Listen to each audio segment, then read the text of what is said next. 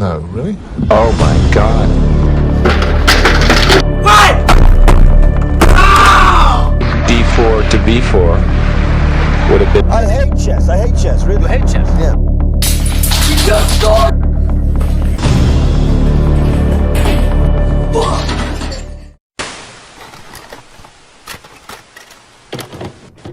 To unravel the downfall, we have to go backwards to see forwards. It's 1996 and you're IBM, and in a few years you're going to get crushed by even bigger giants like Microsoft. But you're not going down alone. The plan is to program and develop a computer so strong it could beat the world chess champion at the time, Garrick Weinstein, or as many of you know him after he changed his Jewish name, Garry Kasparov. Game 1, the downfall. The chess computer Deep Blue opens with a king's pawn opening, and Kasparov defends with a Sicilian, a defense that leads to sharp positions, which shows he was not afraid of the computing power of the machine. A solid opening from both sides until the middle game, where Deep Blue showed how deep it really was. In this position, Deep Blue pushed its pawn forward, a sacrifice Kasparov later said was the type of move he would have made. With the press and his own mother in the crowd, the confident Kasparov was becoming less confident in his abilities. The tension was thick between the lead programmer who was moving the pieces on the board for Deep Blue and the world chess champion, who up until this point used his dominant aura to psychologically defeat his opponents before they ever sat down at the board.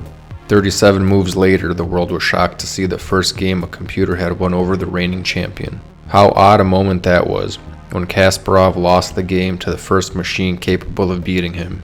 "Where did I go wrong?" he asked, as chess players do after a game to their opponents. And yet Deep Blue couldn't answer him. He could only play chess. When talking about his loss, he had this to say: "For all of chess history, even the greatest players had been sheltered from the sort of incredibly complex tactical play the computer had handled almost trivially by 1993. You knew your human opponent had roughly the same limitations as you did when it came to dealing with whatever arose on the board. That perceived equilibrium went out the window when you were facing a strong computer. It played chess well, but also differently. The psychological asymmetry and physical factors were an issue, but the new sensation of always wondering if your opponent might be seeing something you could scarcely imagine was very disturbing. It created a terrible tension in complex positions, a sense of dread that at any moment a shot could ring out in the dark. In response, you double and triple checked your calculations instead of trusting your instincts the way you would against a human opponent. Garry lost the first game but went on to win the match. The following year, in 1997, he wasn't so fortunate, and lost outright to a new and improved version of Deep Blue. After Deep Blue had won, the team at IBM quickly destroyed and dismantled Deep Blue to make sure Kasparov never had a chance for a rematch, and would be destined to live with the taste of defeat in his mouth that he could never avenge. IBM's stock soared, and Garry's reputation was forever tarnished, with IBM soaking up the publicity and not being shy about rubbing it in humanity's and Garry's face. Let's go even further back. Even in Napoleon's day, people had the feeling chess was going the route of machines. The Hungarians invented the first machine of this kind, a mechanical Turk. This machine was an eerie-looking construction that had fully movable arms and had creepy eyes that looked about the room. It would even tap its fingers on the table if the opponent was taking too long. It was deliberately designed after a Turk to bring out extra unease, as that was a foreign culture to most Europeans who were playing against it. It even had a door in the front when opened would show a case of gears turning as it calculated the death blow.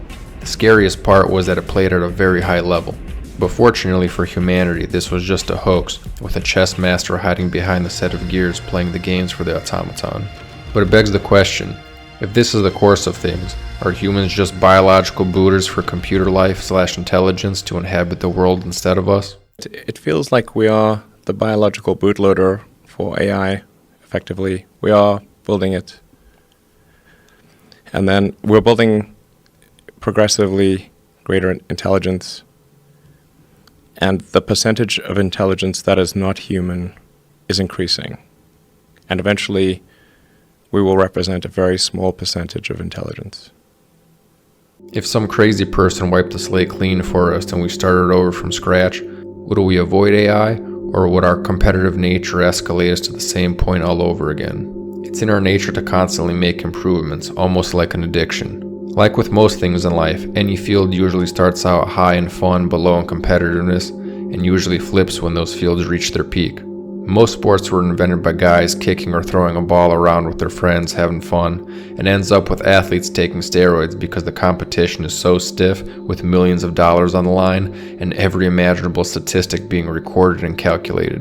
Cavemen used to fist fight, then they got clubs, then they got their buddies to help in the fights, and now you have modern nation states with sophisticated nuclear weaponry that are flirting with creating sentient artificial intelligence that makes Deep Blue look like child's play. Rook to King 1. I'm sorry, Frank. I think you missed it.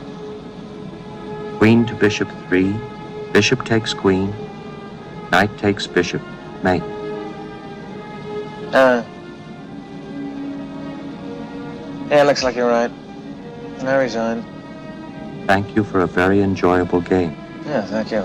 Chess is the same, except it's even more dangerous than nuclear weapons. You tweeted about one of those Boston Dynamic robots, and you're like, in the future it'll be moving so fast you can't see it without a strobe light. Yeah. You could probably do that right now. And no one's really paying attention too much other than people like you or people that are really obsessed with technology. Because once you let Pandora out of its box, you can't put it back. So let's take a look at how modern chess started taking shape and went from fun to aggressive competition that drives men to literal insanity. Unlike history where battles and politics are said to be written by the victor, because there are so many ways to skew and frame the events, chess is played on a grid, and every game from the greats is preserved without bias. For example, Napoleon would change his battle statistics to make himself sound even better because he had a keen sense of propaganda and marketing. But the chessboard itself doesn't lie. So even though we're not going to put a lot of weight on a rating system, we have something even better: accurate accounts of human progression. Americans are familiar with their genius chess prodigy Bobby Fischer, but American chess really started with Paul Morphy. Paul Morphy was a creative genius and started playing when he was a teenager in the 1850s. Most of his success came through the creativity that his brain came up with, as the chess theory and book was primitive at the time. When I say theory and book, I mean that because all of the pieces always have the same starting positions, people started making pre-planned openings where the first couple of moves were thought of beforehand, and in return the black pieces would start pre-planning ways in advance to deal with these pre-planned moves from the white pieces. And that's where our problem starts. A few moves in advance on each side turned into a few more moves and a few more moves. And now a game that lasts about 40 moves has about half of them premeditated. So in Morphy's day, he had to creatively come up with more of the moves himself during the game as opposed to planning beforehand. And as time went on, to get an edge on their opponents, players would memorize more of these beginning moves, to the point where it was an arms race to see who could memorize more of the book moves rather than who could intellectually play the game better. But that's only the first problem as it stands with chess today. Note the parallel here, that the locations of countries and their cities have pretty static starting positions, let's say, that an AI could interpret and study for as long as it needs to, unrestricted by a human lifespan. Not to mention, human nature is predictable, and biological drives and dopamine responses are already being used by internet algorithms to keep us hooked to our screens. Let's just hope that artificial intelligence never gets control of large-scale weapons. Why do you hate chess, being probably and possibly the best chess player ever? Because I know what chess is all about. Yeah, It's all about memorization. It's all about prearrangement. but creativity. Yeah, creativity is lower down on the list. You're banging your head against the wall with this theory that you are trying to find some little improvement on move, 18 or 20. It's ridiculous. It gets harder and harder and harder. You need more and more computers. You need more and more people working for you. And chess, just the last few years, has changed dramatically with all this computer stuff. It's been a lousy game. Going back even to the time of Morphy, there was a lot of book. This problem got so bad that it made America's world chess champion quit the game at a time when his country needed him the most: the Cold War. Humanity's problems are moving together on the board as well as off the board in tandem. By this time, both the US and the Russians were at a stalemate standoff in most fields of competition.